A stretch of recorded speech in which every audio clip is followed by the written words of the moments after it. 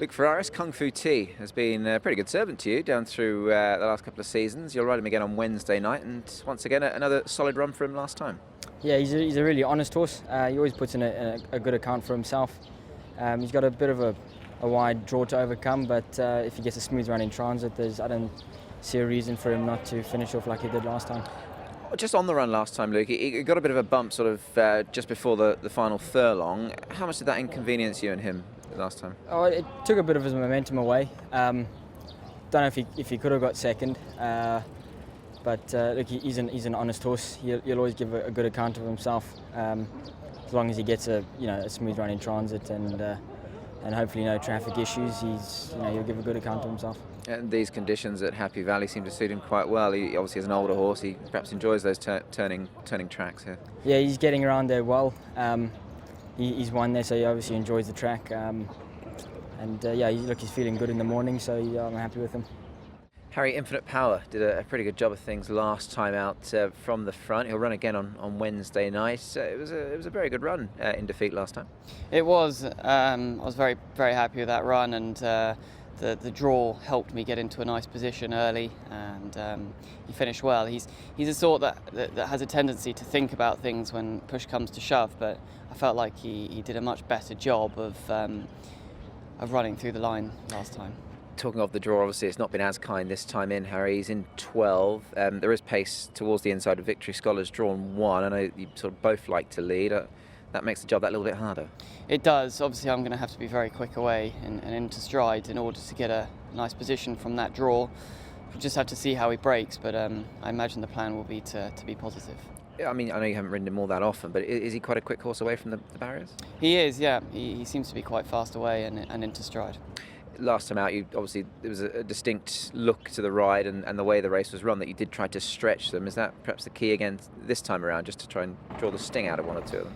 Yeah, well, I thought I had such a nice draw last time and I was able to get there relatively easy. I wanted to get a breather into him before kicking and, as you say, stretch them around the bend. I felt like he got there quite easy. So I'm not going to be getting an easy time of it, I don't think, to get there. So I'm not sure I think I'll probably be trying to conserve a little bit more energy this time. He's never actually won at Happy Valley, Harry, but I guess on last time's performance and the evidence that we saw, there's no reason to suggest he couldn't win a race around there. No, not at all. He's been not too far away his last few starts, and I feel like he's knocking on the door. Zach, 18 Palms, a horse that you'll ride for the second time. He's only had the one run, but he certainly acquitted himself well on debut.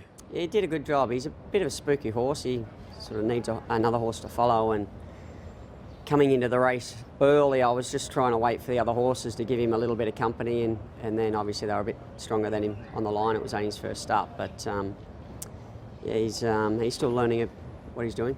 He's had a trial since then. Have you felt him develop since that debut run? He's a bit one-paced, and on the dirt he's never going to be flash, but I thought he did a good job, and obviously he's got a good gait, so that'll help him. It's probably the only good gait I've drawn all night. How important is that to a horse like him? Obviously a very limited experience. Does that give you something, obviously a nice guide round, obviously being close to that rail? Certainly helps, just lob into the right spot without having to do any work, so it takes a little bit of the pressure out of the race early. Given that you mentioned he might be a little bit one-paced, obviously he started at 16.50, I imagine there could be the possibility he'll get that bit further, will he? Yeah, sure, in time when he's ready. No doubt he'll get up over more ground.